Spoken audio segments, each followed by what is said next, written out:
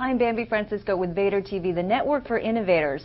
We'll want to know what's happening wherever you are. Well, check out Buzzed. That's B-U-Z-Z-D. It's a new startup that may give companies like Yahoo a run for their money when it comes to innovation around mobile services. Well, joining me to talk about Buzzed is Nihal Mehta and Deepan Shah. Nihal and Deepan, two co-founders.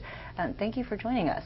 Thank you for having us. Okay, well, I was a judge at the Nokia Mobile Rules competition, and your company was a finalist. And I have to say, I was very impressed with the company's value proposition. I remember writing down in my notepad, what's going on around me right now. That's what your company does, and it's definitely something that I feel is very useful. So before we jump into how this service competes with Yahoo or other mobile services out there, how does your service allow people to know what's going on around them?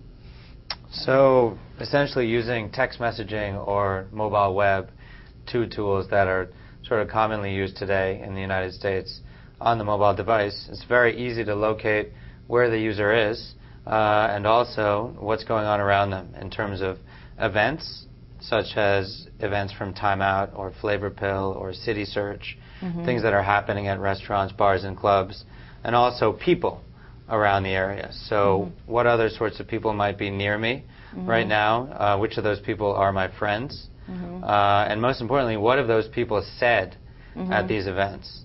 So in other words, looking up a bar and noticing that there's 5 people there, and that one person said is very crowded, don't come. Right. It's getting that real-time sort of user-generated content at these events. You named a couple of sort of use cases. What's the number one, reason or activity that?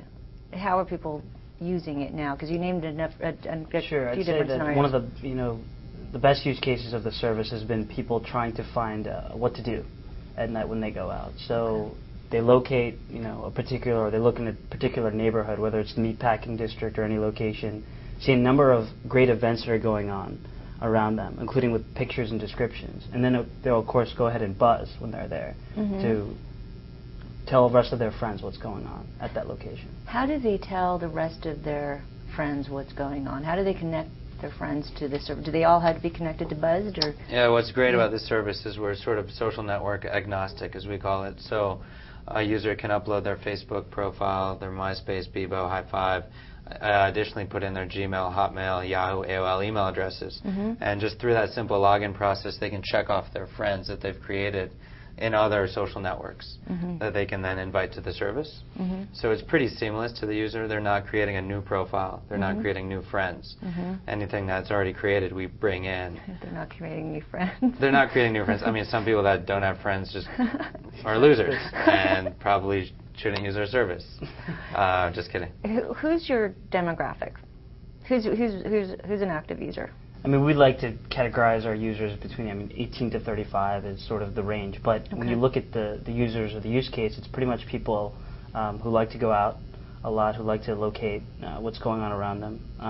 And that's sort of been the use case so far. Yeah, 18 to 35, skews evenly male, female, urban. Concentrated in urban areas. It's the mobile demographic, essentially. Where, when did you launch, and what's the traction been like? So we actually launched our properties right now. That we have 3 releases in the marketplace, all of which have launched around the December timeframe. So you can find Buzzed on Helio, literally right underneath, ironically enough, the Yahoo link. Definitely. So we're slightly behind them right now. So on their Helio homepage, you can actually discover Buzz. You can also find them through Flavor Pill, which is a leading lifestyle weekly newsletter. And we power Flavor Pill Mobile, as well as Time Out Mobile.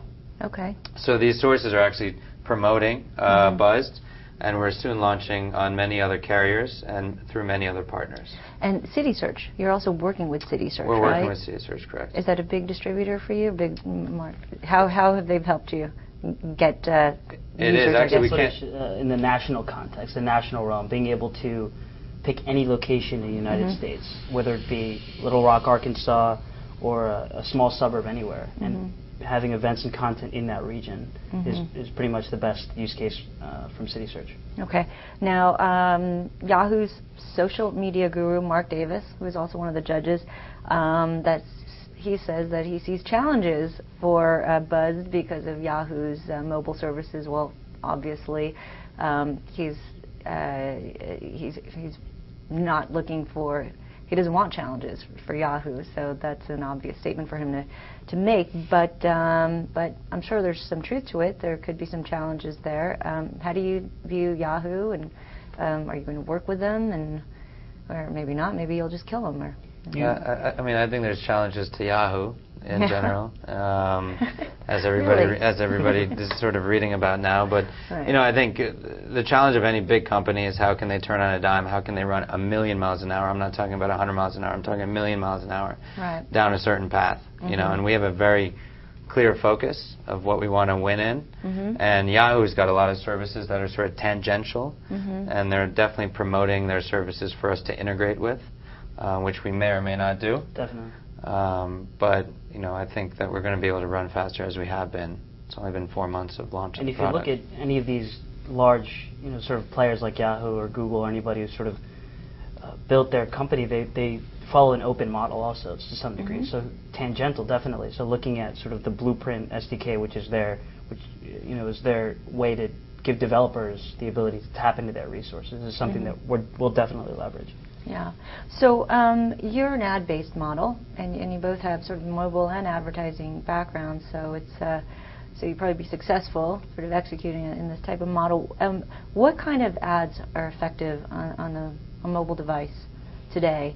And given the type of activity that your users are going to be engaging in, what type of CPMs do you expect? Yeah, that's a great question. So, we've been in mobile for a long time, myself almost 10 years, and specifically mobile advertising as well. And I think, past couple of years there have been a lot of companies in this space that have created a lot of hype and done very well in terms of early exits. For example, Third Screen Media with AOL last year, Screen Tonic with Microsoft last year. And they're all essentially becoming the double clicks of mobile by sort of brokering ad space through publishers and advertisers.